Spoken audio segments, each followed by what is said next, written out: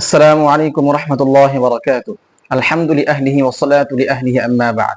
সুপ্রিয় দর্শক মণ্ডলী, গণমাধ্যমের কল্যাণে একের পর এক চাঞ্চল্যকর তথ্য আমাদের সামনে বেরিয়ে আসছে। আমরা জানতে পারছি সাবেক ফ্যাসিস্ট সরকারের আমলারা, এমপি মন্ত্রীরা তারা এক একজন দুর্নীতি করে দেশের সম্পদ আত্মসাৎ করে তারা এক একজন আঙ্গুল ফুলে কলা গাছ বনে গেছে, সম্পদের পাহাড় জমিয়েছে। আজ আমরা জানবো যে যারা দেশের সম্পদ আত্মসাৎ করে, যারা দুর্নীতি করে, এদের সম্পর্কে ইসলাম কি বলে। এই সম্পর্কে সূরা আলে ইমরানের 161 নম্বর আয়াতে আল্লাহ তাআলা বলেন, ওয়ামাই ইয়াগলুল ইয়াতি বিমা গাল্লা ইয়াউমাল কিয়ামাহ।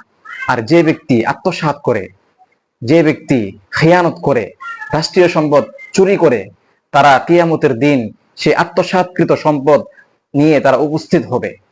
সুম্মা তুওয়াফফা কুল্লু নাফসিন মা কাসাবাত ওয়া হুম লা ইউযলামুন।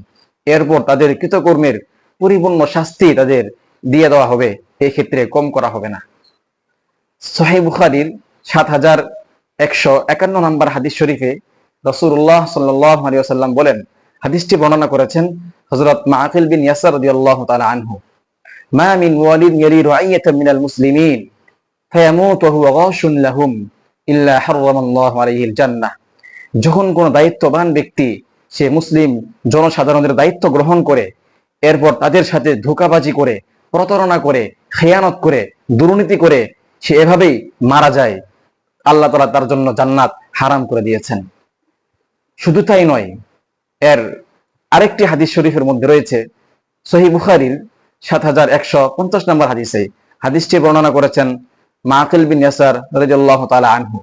এই হাদিস শরীফের মধ্যে সে জান্নাতের ঘ্রাণও পাবে না বলে বলা হয়েছে। হাদিসটি হলো, মা মিন আবদিন ইস্তারআহুল্লাহু রাইয়াতান ফালাম ইয়াহুতহা বিনসিহাতিন।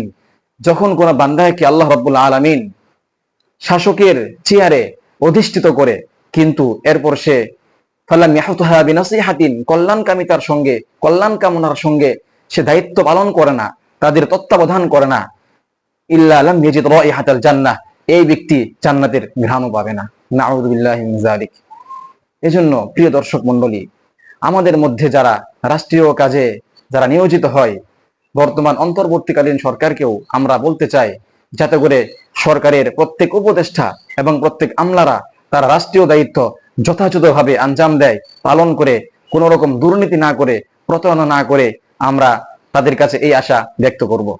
আল্লাহ রাব্বুল আলামিন আমাদের প্রত্যেককেই যারা যেই দায়িত্বে নিয়োজিত রয়েছে, যাতে করে দুর্নীতি মুক্ত ভাবে, প্রতারণা করা ছাড়া দায়িত্ব পালন করার তৌফিক দান করেন। আমিন। ওয়া আখিরু দাওয়ানা আলহামদুলিল্লাহি রাব্বিল আলামিন।